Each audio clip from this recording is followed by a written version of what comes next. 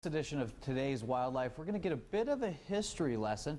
Earlier this month, Idaho Fish and Game celebrated its 75th anniversary, and joining us is Jennifer Jackson to fill us in on how the department went from a few game laws back in the 1860s to now the department it is today. Well, thank you very much for stopping in this morning, Thanksgiving Day. Happy Thanksgiving. Yeah, happy Thanksgiving to you as well. First off, started out in the 1860s, just a couple of game laws. I mean, humble beginnings. It really was, and I think a lot of people don't realize that we did have game laws on the books in the late 1800s. And, you know, it's just, we had governors, and at that time we had, I believe, a couple of game wardens.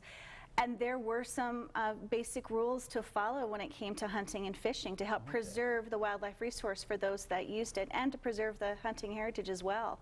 All right. Well, you actually brought some of your own personal history with Idaho Fish and Game here. I did. Your history goes way back now to the 1930s. It does. Tell us a little bit about this, what we have here, and also over there. Sure. So even though the Fish and Game Commission wasn't officially started in 1938, that's after we had a citizens initiative that wanted a fish and game agency or system in place to help protect the resource.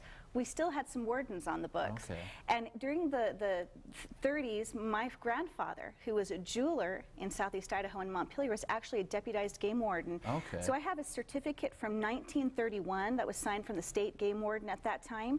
And then here, I have his badge that he wore back in the 1930s. And then these are some old tags. This is what deer and elk tags used to look like. Instead of the paper tags? Yeah, instead of notching the paper tags, you would actually take these and place them on the animal and kind of insert that into the tab there. So I have some of these that date back to the 40s on this. And this horse stood in my grandfather's hunting lodge. He and his buddies had a hunting lodge together, and if you weren't lucky and you didn't get your deer or elk that year, you had to walk into the lodge and in front of everybody put your unfilled tag on this ugly horse here, and it stood there as a reminder you didn't get your deer or elk that year. A little monument to a lack of success. That's right. Nice. Well, you guys actually have a website up that, you know, the history of Idaho Fish and Game, again, going back to the 1860s. Tell us a little bit about that. Where can people, if they want more information, where can they go to check this out? Well, Fish and Game is so excited. We're getting ready to share all this information with everybody, and we have been since our kickoff on November 8th. So go to our website at fishandgame.idaho.gov. There you will see a banner across the homepage that is all about celebrating 75 years with Fish and Game and with the state and its wonderful wildlife.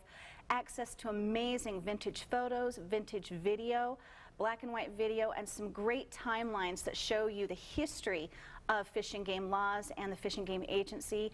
There's some wonderful, fascinating information there. Access to articles, and we're going to be continuing with articles practically every week that are celebrating 75 years worth of Fish and Game, the Fish and Game legacy. All right, cool. Thank you very much for stopping by this morning.